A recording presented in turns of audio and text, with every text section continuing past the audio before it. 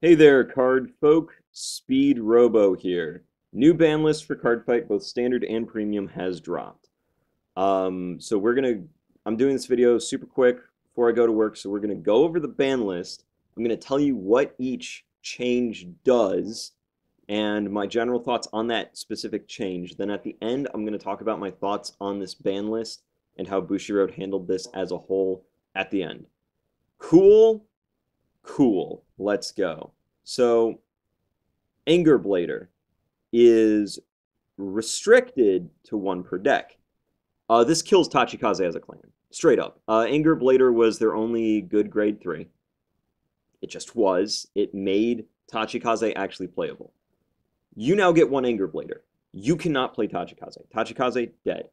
Shirayuki, one per deck. Overall, this doesn't really hurt Murakumo too much. It cuts down on Hyuga's defensive options and Zanbaku's defensive options, making the decks a little less well-rounded, but still, perfectly playable, perfectly viable.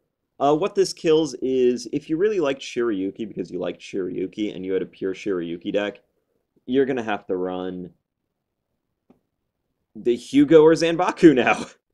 What this does is it doesn't really hurt Murakumo overall as a clan. It just kills its deck options, which I get. Shirayuki was a pain in the ass. I get Shirayuki was maybe a bit too oppressive, but I feel like restricting her to one per deck is overkill. Two per deck would have been fine.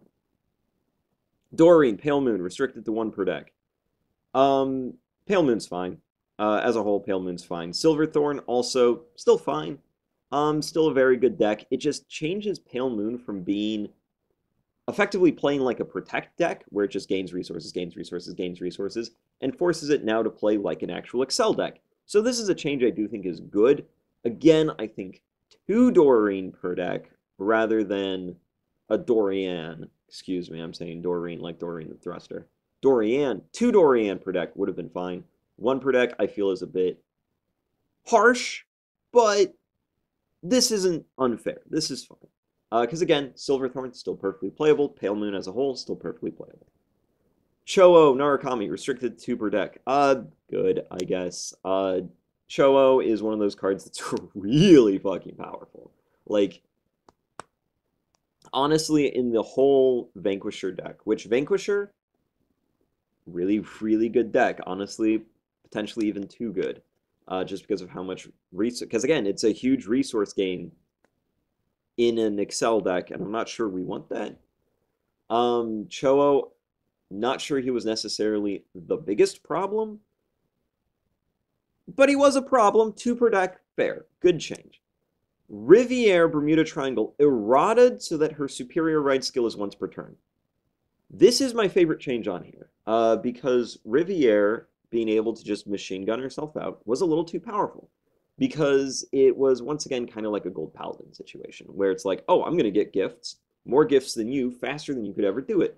While you're at grade 2, I'm going to have 4 gifts and attack you with my Vanguard, basically for free, because keep in mind, only Riviere's draw skill costs Counterblast.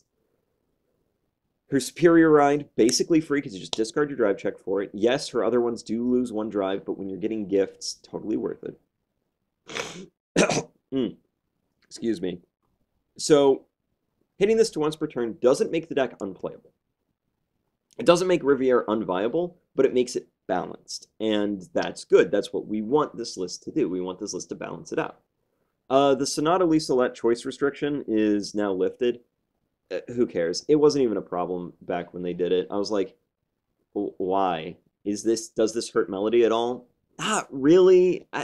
Like, that choice restriction I just felt was simply to appease the people whining about Melody. I genuinely never feel Melody was a problem. I don't think it was ever overpowered. Um, Maybe it is now because they have a whole bunch of other Melody stuff. I haven't been testing it that much. So, like, sure, maybe now. But back when this choice restriction happened, Melody was not the issue people made it out to be. And I stand by that because Spike Brothers could generate just as much field just as easily, hit just as big of a numbers just as easily. Neo Nectar, same story. Free field, free numbers. Force 2, what are they going to do? It's the same shit as Bermuda Triangle. Like any good Force deck, like Bermuda Triangle was just force dot deck, but with less tech options in it because all it did was call shit, boost shit, and then that's it. Um, Premium format, Dorian, restricted once per deck. Wonder Ezel G has been completely banned. Cool. Notable misses, Premium Neonectar was not hit, and Premium Dark Irregulars was not hit. Sure. All right.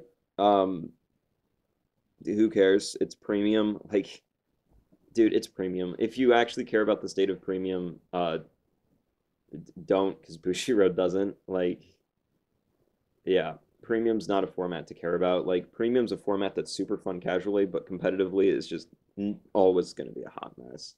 And so I don't care about premium ban lists. I'm not sure it should have one because it's pretty obvious Bushiroad doesn't care.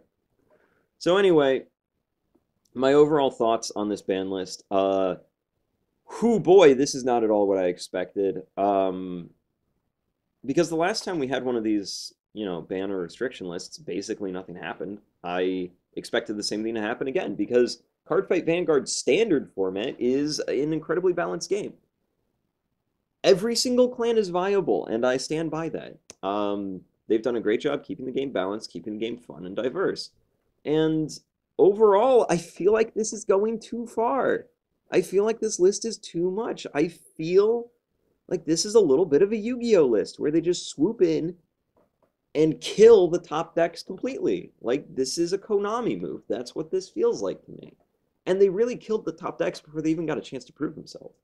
In the States, we've not had a major tournament with Bermuda Triangle in its original form. We just haven't had it. We've not had a Riviere.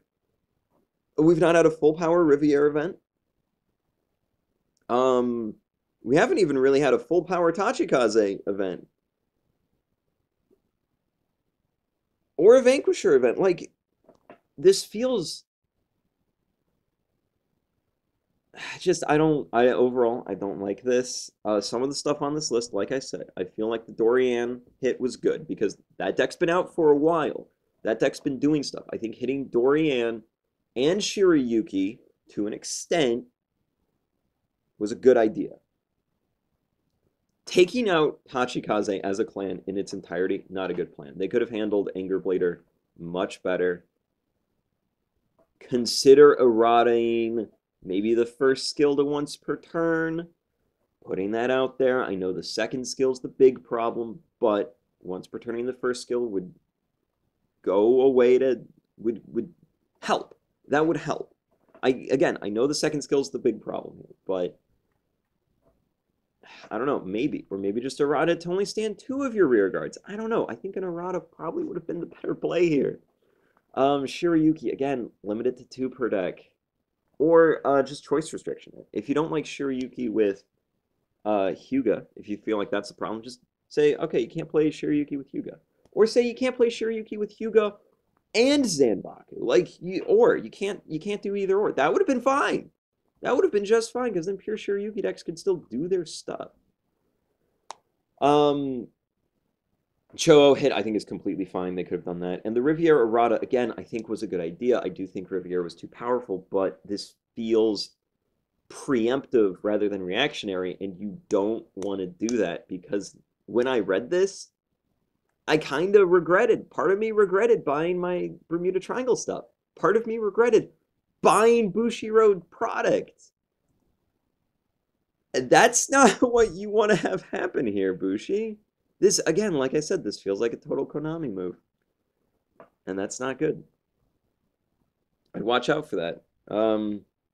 Yeah, so that's all. What do you guys think? Let me know in the comments below how you feel about this whole thing.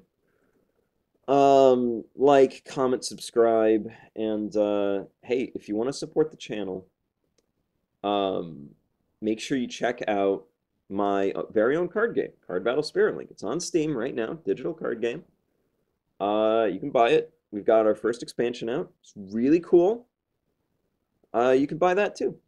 And that would be just the best if you did. So thank you again for watching and listening. Hopefully next time I'll have a more formal scripted video like I normally do with some editing and stuff. But yeah, that's all for today. See you next time.